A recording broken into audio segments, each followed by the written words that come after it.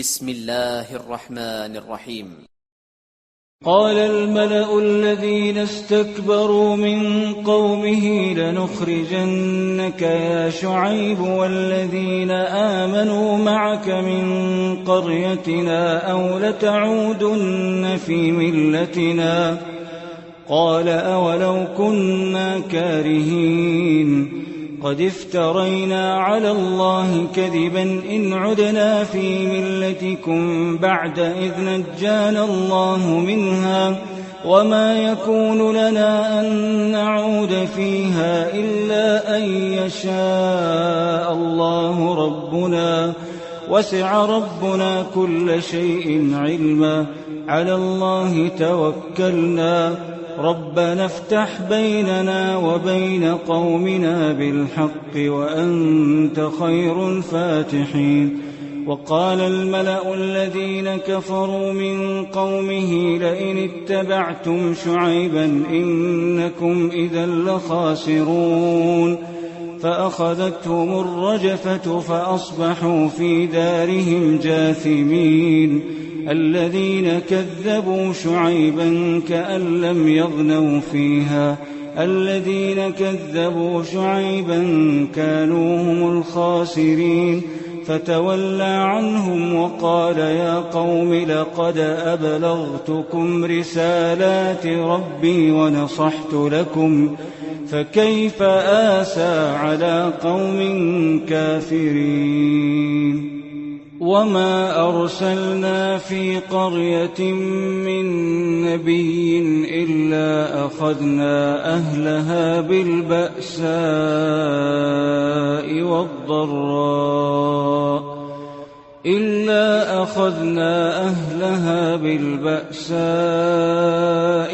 والضراء لعلهم يضرعون. ثم بدلنا مكان السيئة الحسنة حتى عفوا وقالوا قد مس آباءنا الضراء والسراء فأخذناهم بغتة وهم لا يشعرون. ولو أن أهل القرى آمنوا واتقوا لفتحنا عليهم بركات من السماء والأرض ولكن كذبوا فأخذناهم بما كانوا يكسبون. أفأمن أهل القرى أن يأتيهم بأسنا بياتا وهم نائمون. أوأمن أهل القرى أن يأتيهم بأسنا ضحى وهم يلعبون. أفأمنوا مكر الله فلا يأمن مكر الله إلا القوم الخاسرون. أولم يهد للذين يرثون الأرض من بعد أهلها أن لو نشاء أصبناهم بذنوبهم ونطبع على قلوبهم فهم لا يسمعون. تلك القرى نقص عليك من أنبائها ولقد جاءتهم رسلهم بالبينات فما كانوا ليؤمنوا بما كذبوا من قبل كذلك يطبع الله على قلوب الكافرين. وما وجدنا لأكثرهم من عهد وإن وجدنا أكثرهم لفاسقين.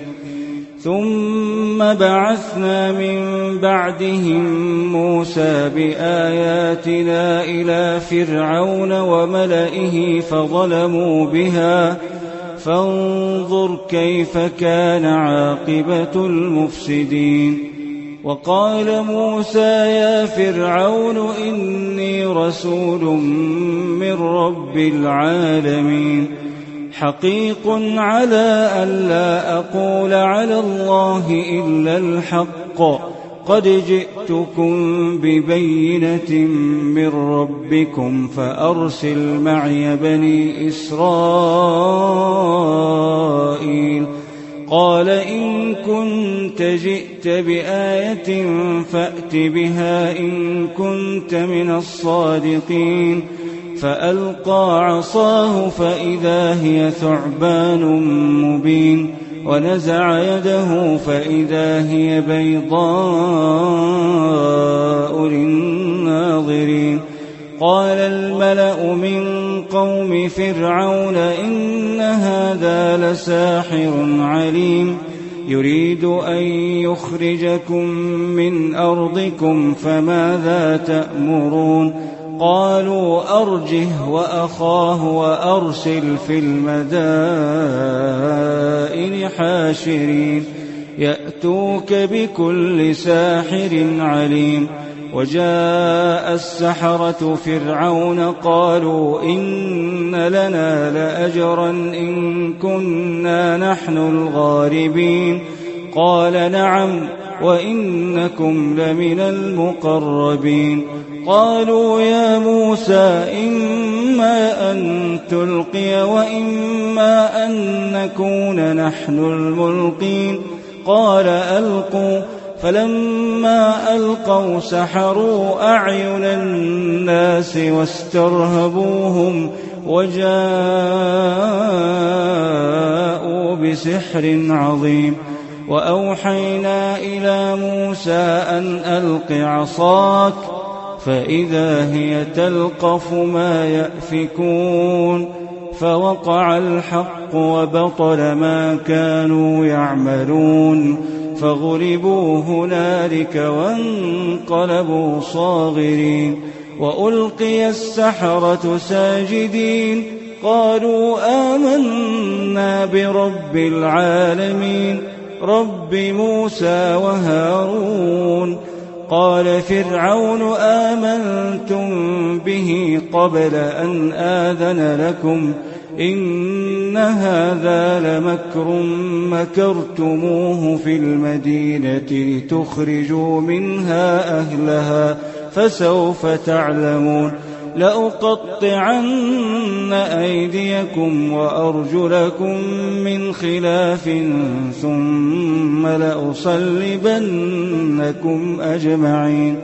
قالوا إنا إلى ربنا منقلبون وما تنقم منا إلا أن آمنا بآيات ربنا لما جاءتنا ربنا أفرغ علينا صبرا وتوفنا مسلمين.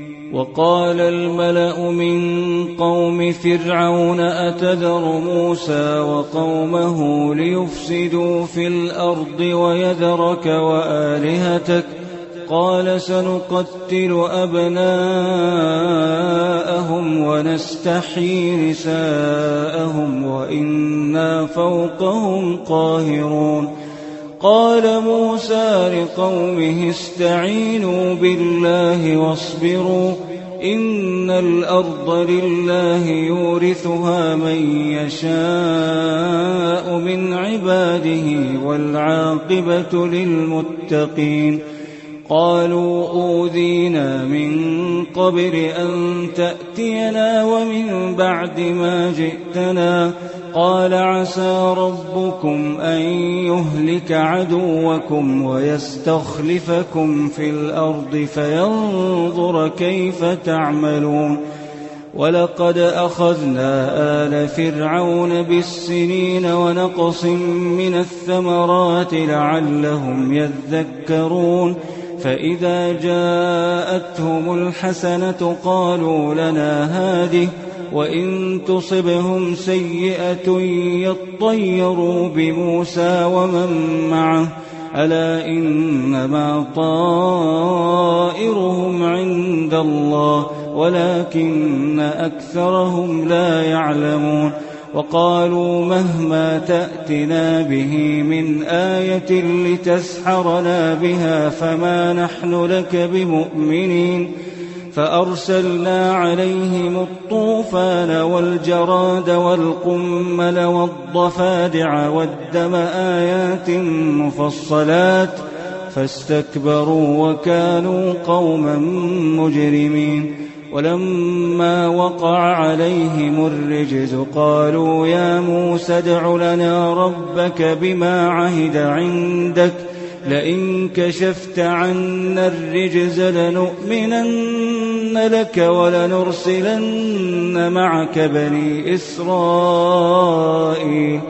فلما كشفنا عنهم الرجز إلى أجل هم بالغوه إذا هم ينكثون فانتقمنا منهم فأغرقناهم في اليم بأنهم كذبوا بآياتنا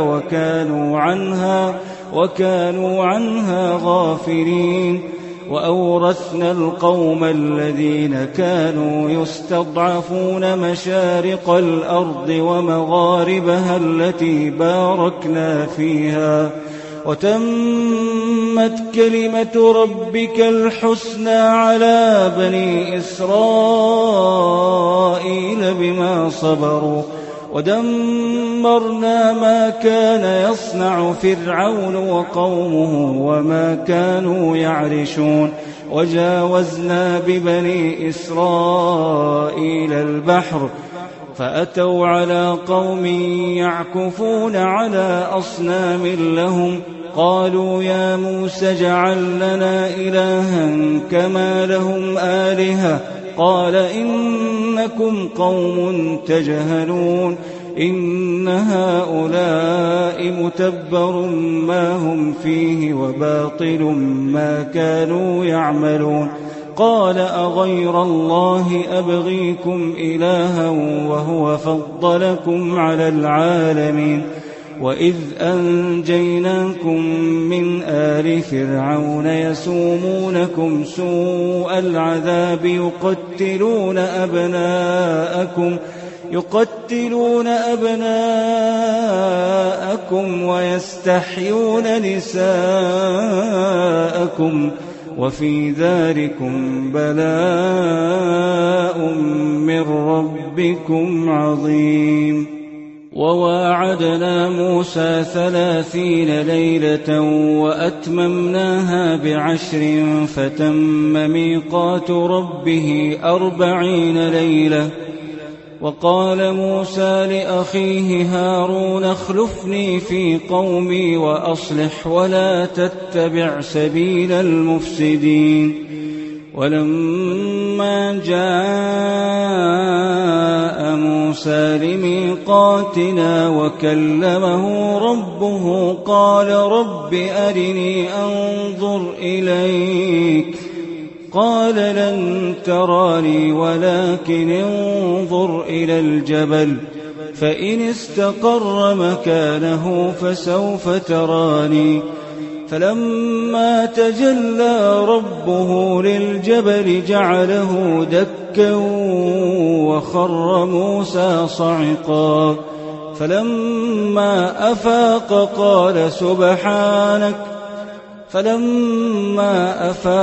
قال سبحانك تبت إليك وأنا أول المؤمنين. قال يا موسى إني اصطفيتك على الناس برسالاتي وبكلامي فخذ ما آتيتك وكن من الشاكرين. وكتبنا له في الألواح من كل شيء موعظة وتفصيلا لكل شيء فخذها بقوة وأمر قومك يأخذوا بأحسنها سأريكم دار الفاسقين.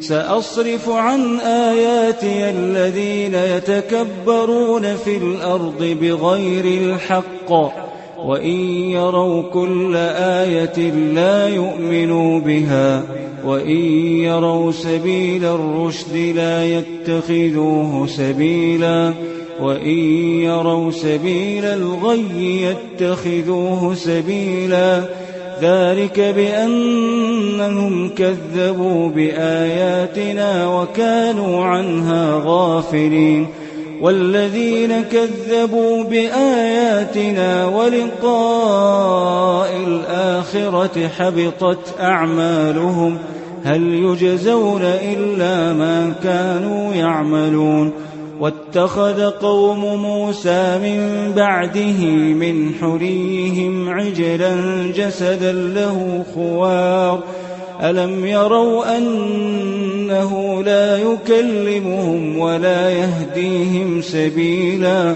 اتخذوه وكانوا ظالمين ولما سقط في أيديهم ورأوا أنهم قد ضلوا قالوا لئن لم يرحمنا ربنا ويغفر لنا لنكونن من الخاسرين ولما رجع موسى إلى قومه غضبان أسفا قال بئس ما خلفتموني من بعدي أعجلتم أمر ربكم وألقى الألواح وأخذ برأس أخيه يجره إليه قال ابن أم إن القوم استضعفوني وكادوا يقتلونني فلا تشمت بي الأعداء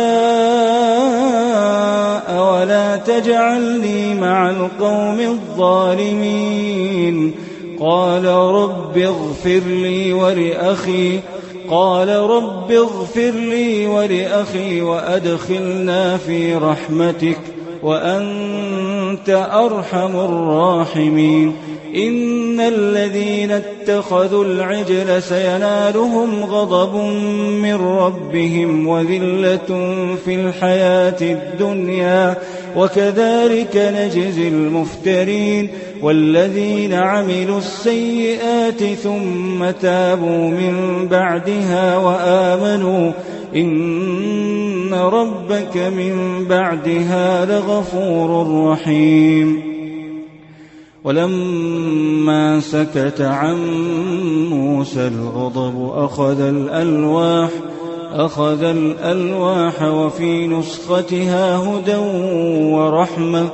وفي نسختها هدى ورحمة للذين هم لربهم يرهبون واختار موسى قومه 70 رجلا لميقاتنا فلما أخذتهم الرجفة قال رب لو شئت أهلكتهم من قبل وإياي أتهلكنا بما فعل السفهاء منا إن هي إلا فتنتك تضل بها من تشاء وتهدي من تشاء أنت ولينا فاغفر لنا وارحمنا وأنت خير الغافرين واكتب لنا في هذه الدنيا حسنة وفي الآخرة إنا هدنا إليك قال عذابي أصيب به من أشاء ورحمتي وسعت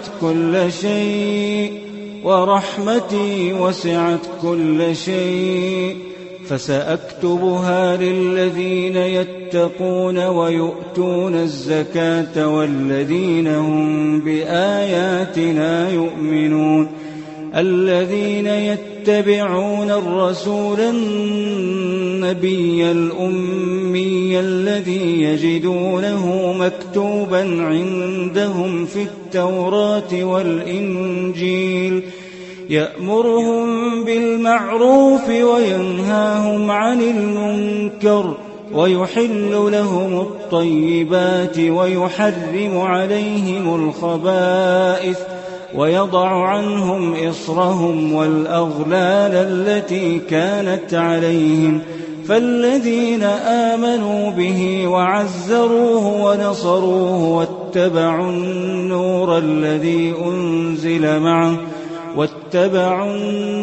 الذي أنزل معه أولئك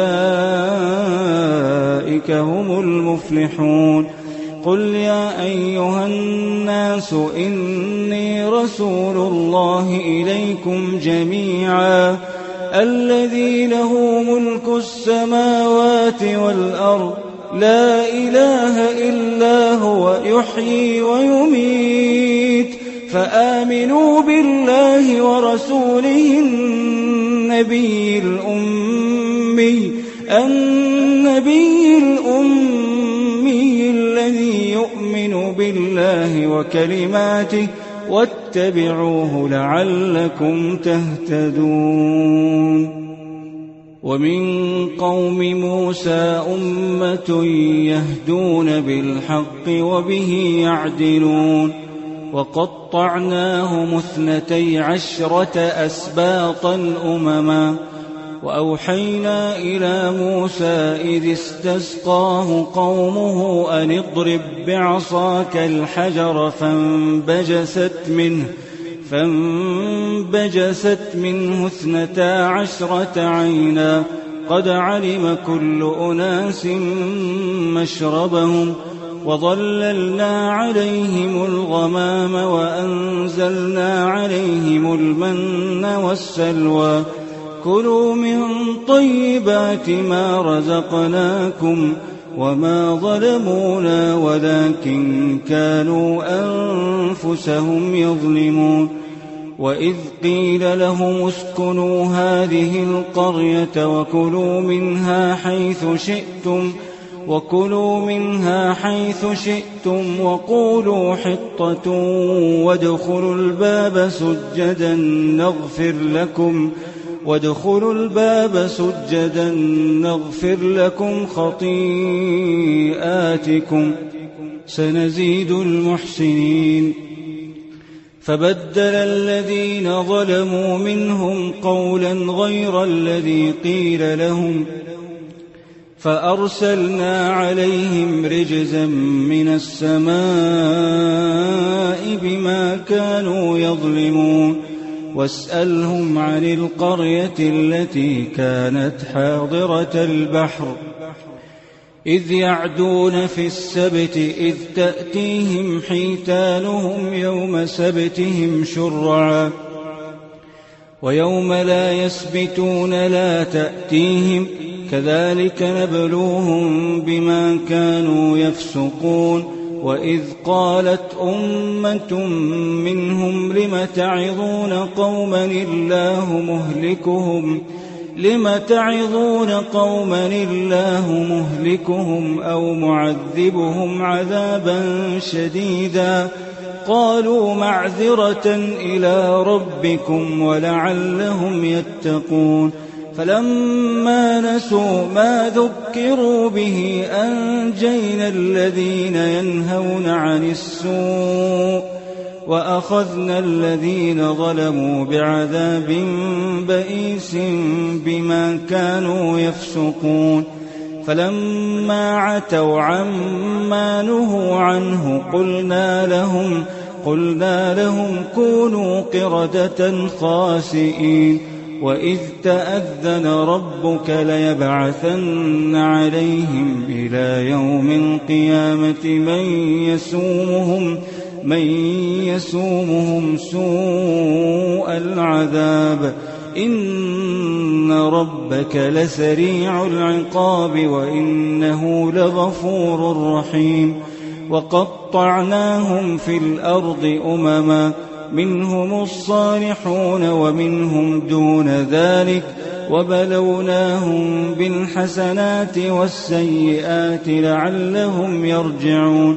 فخلف من بعدهم خلف ورثوا الكتاب يأخذون عرض هذا الأدنى ويقولون سيغفر لنا وإن يأتهم عرض مثله يأخذوه ألم يؤخذ عليهم ميثاق الكتاب ألا يقولوا على الله إلا الحق ودرسوا ما فيه والدار الآخرة خير للذين يتقون أفلا تعقلون.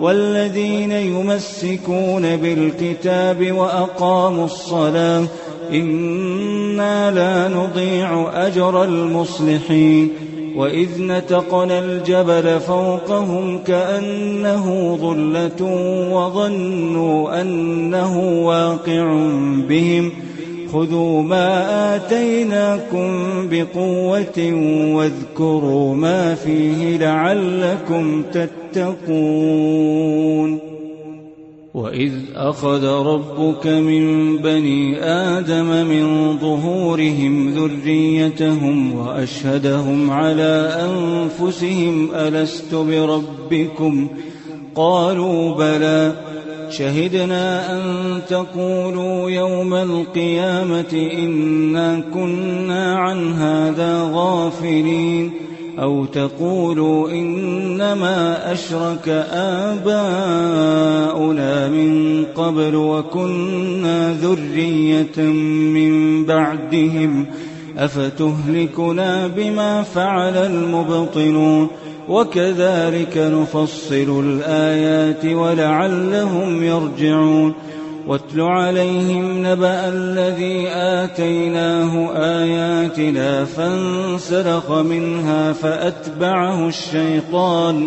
فأتبعه الشيطان فكان من الغاوين ولو شئنا لرفعناه بها ولكنه أخلد إلى الأرض واتبع هواه فمثله كمثل الكلب إن تحمل عليه يلهث أو تتركه يلهث ذلك مثل القوم الذين كذبوا بآياتنا فاقصص القصص لعلهم يتفكرون ساء مثلا القوم الذين كذبوا بآياتنا وأنفسهم كانوا يظلمون من يهد الله فهو المهتدي ومن يضلل فأولئك هم الخاسرون ولقد ذرأنا لجهنم كثيرا من الجن والإنس لهم قلوب لا يفقهون بها ولهم أعين لا يبصرون بها ولهم آذان لا يسمعون بها أولئك كالأنعام بل هم أضل أولئك هم الغافلون ولله الأسماء الحسنى فادعوه بها وذروا الذين يلحدون في أسمائه سيجزون ما كانوا يعملون وممن خلقنا أمة يهدون بالحق وبه يعدلون والذين كذبوا بآياتنا سنستدرجهم من حيث لا يعلمون وأملي لهم إن كيدي متين أولم يتفكروا ما بصاحبهم من جنة إن هو إلا نذير مبين أولم ينظروا في ملكوت السماوات والأرض وما خلق الله من شيء وأن عسى أن يكون قد اقترب أجلهم فبأي حديث بعده يؤمنون من يضلل الله فلا هادي له ويذرهم في طغيانهم يعمهون يسألونك عن الساعة أيان مرساها قل إنما علمها عند ربي لا يجليها لوقتها إلا هو ثقلت في السماوات والأرض لا تأتيكم إلا بغتة يسألونك كأنك حفي عنها قل إنما علمها عند الله ولكن أكثر الناس لا يعلمون قل لا أملك لنفسي نفعا ولا ضرا إلا ما شاء الله ولو كنت أعلم الغيب لاستكثرت من الخير ولو كنت أعلم الغيب لاستكثرت من الخير وما مسني السوء إن أنا إلا نذير وبشير لقوم يؤمنون هو الذي خلقكم من نفس واحدة وجعل منها زوجها ليسكن إليها فلما تغشاها حملت حملا خفيفا فمرت به فلما أثقلت دعوا الله ربهما لئن آتيتنا صالحا لنكونن من الشاكرين فلما آتاهما صالحا جعلا له شركاء فيما آتاهما فتعالى الله عما يشركون أيشركون ما لا يخلق شيئا وهم يخلقون ولا يستطيعون لهم نصرا ولا أنفسهم ينصرون وإن تدعوهم إلى الهدى لا يتبعوكم سواء عليكم أدعوتموهم أم أنتم صامتون إن الذين تدعون من دون الله عباد أمثالكم فادعوهم فليستجيبوا لكم إن كنتم صادقين ألهم أرجل يمشون بها أم لهم أيدي يبطشون بها أم لهم أعين يبصرون بها أم لهم آذان يسمعون بها قل ادعوا شركاءكم ثم كيدون فلا تنظرون إن وليي الله الذي نزل الكتاب وهو يتولى الصالحين والذين تدعون من دونه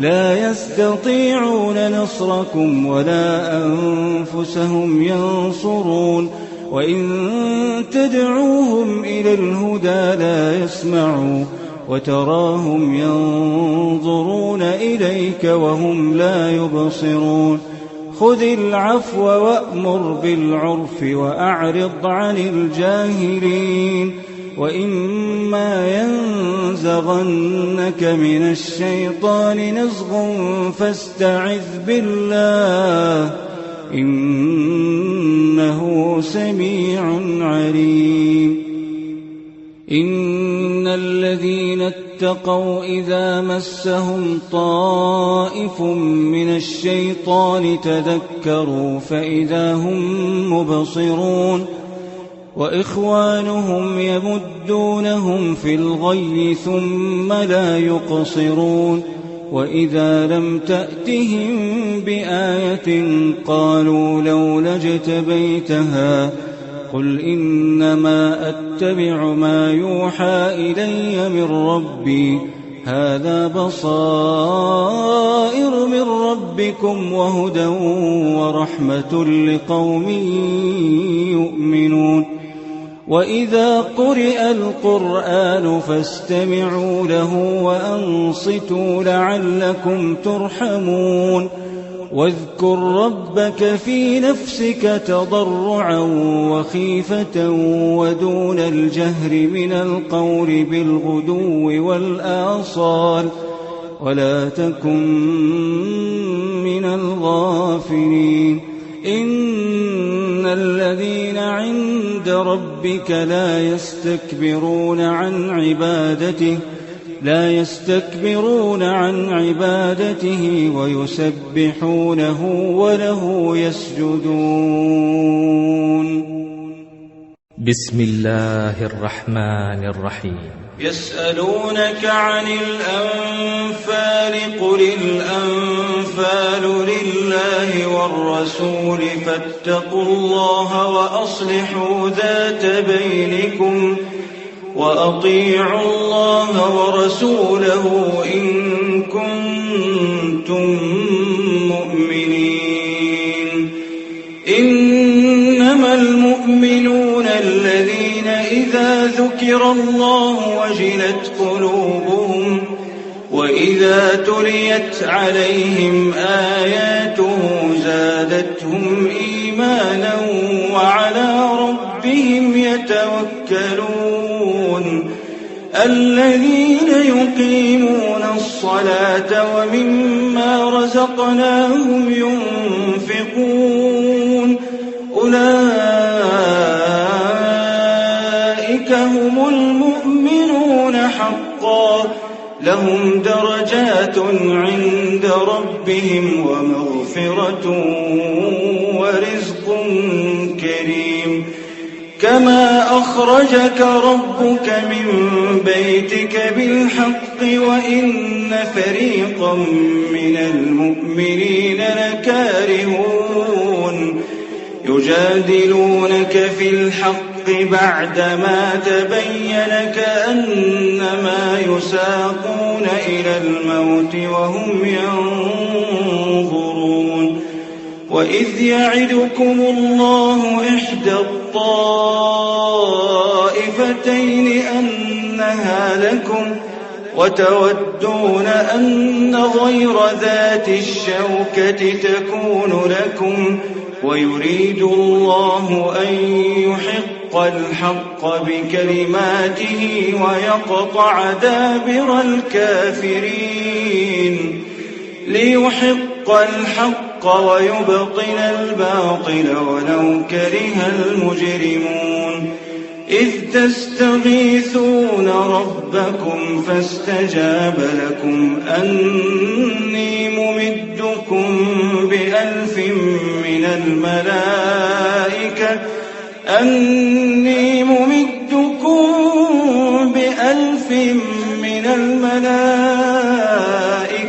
مردفين. وما جعله الله إلا بشرى ولتطمئن به قلوبكم وما النصر إلا من عند الله إن الله عزيز حكيم. إذ يغشيكم النعاس أمنة منه وينزل عليكم من السماء ماء ليطهركم به ويذهب عنكم رجز الشيطان وليربط على قلوبكم ويثبت به الأقدام. إذ يوحي ربك إلى الملائكة أني معكم فثبتوا الذين آمنوا سألقي في قلوب الذين كفروا الرعب فاضربوا فوق الأعناق واضربوا منهم كل بنان. ذلك بأنهم شاقوا الله ورسوله ومن يشاقق الله ورسوله فإن الله شديد العقاب. ذلكم فذوقوه وأن للكافرين عذاب النار. يا أيها الذين آمنوا إذا لقيتم الذين كفروا زحفا فلا تولوهم الأدبار ومن يولهم يومئذ دبره إلا متحرفا لقتال أو متحيزا إلى فئة فقد باء بغضب من الله ومأواه جهنم وبئس المصير. فلم تقتلوهم ولكن الله قتلهم وما رميت إذ رميت ولكن الله رمى وليبري المؤمنين منه بلاء حسنا إن الله سميع عليم ذلكم وأن الله موهن كيد الكافرين إن تستفتحوا فقد جاءكم الفتح وإن تنتهوا فهو خير لكم وإن تعودوا نعد ولن تغني عنكم فئتكم شيئا ولو كثرت وأن الله مع المؤمنين يا أيها الذين آمنوا أطيعوا الله ورسوله ولا تولوا عنه وأنتم تسمعون ولا تكونوا كالذين قالوا سمعنا وهم لا يسمعون إن شر الدواب عند الله الصم البكم الذين لا يعقلون ولو علم الله فيهم خيرا لأسمعهم ولو أسمعهم لتولوا وهم معرضون يا أيها الذين آمنوا استجيبوا لله وللرسول إذا دعاكم لما يحييكم واعلموا أن الله يحول بين المرء وقلبه وأنه إليه تحشرون واتقوا فتنة لا تصيبن الذين ظلموا منكم خاصة واعلموا أن الله شديد العقاب واذكروا إذ أنتم قليل مستضعفون في الأرض تخافون أن يتخطفكم الناس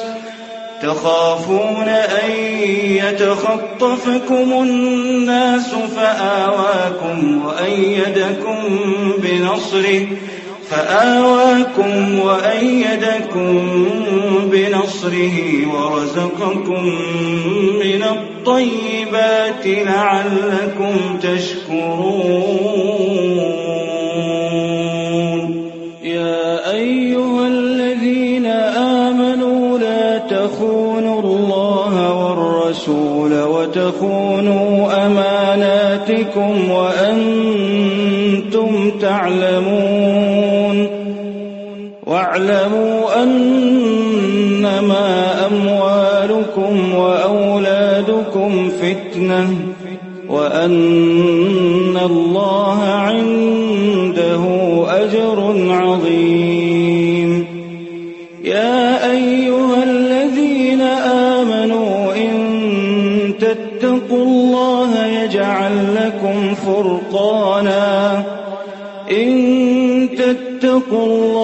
يجعل لكم فرقانا ويكفر عنكم سيئاتكم ويغفر لكم والله ذو الفضل العظيم وإذ يمكر بك الذين كفروا ليثبتوك أو يقتلوك أو يخرجوك ويمكرون ويمكر الله والله خير الماكرين وإذا تتلى عليهم آياتنا قالوا قد سمعنا لو نشاء لقلنا مثل هذا إن هذا إلا أساطير الأولين وإذ قالوا اللهم إن كان هذا هو الحق من عندك فأمطر علينا حجارة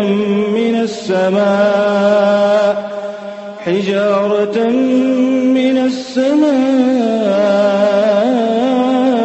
أو ائتنا بعذاب أليم وما كان الله ليعذبهم وأنت فيهم وما كان الله معذبهم وهم يستغفرون وما لهم ألا يعذبهم الله وهم يصدون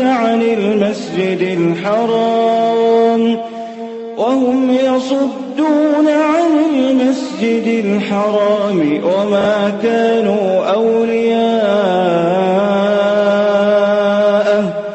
إن أولياؤه إلا المتقون ولكن أكثرهم لا يعلمون وما كان صلاتهم عند البيت إلا مكاء وتصدية فذوقوا العذاب بما كنتم تكفرون إن الذين كفروا ينفقون أموالهم ليصدوا عن سبيل الله فسينفقونها ثم تكون عليهم حسرة ثم يغلبون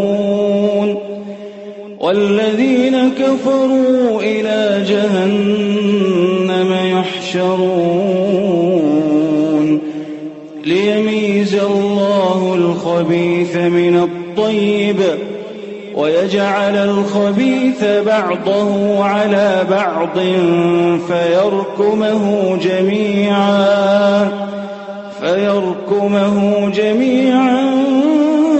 فيجعله في جهنم أولئك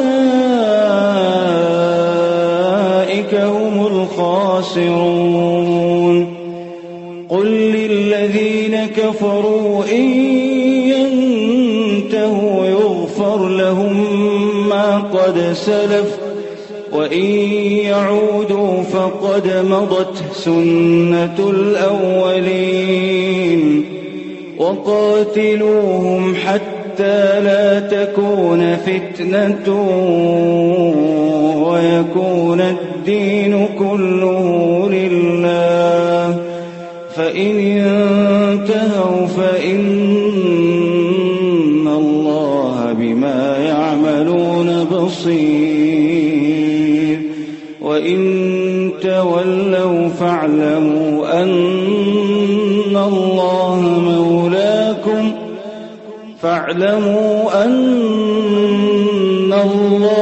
مولاكم نعم المولى ونعم النصير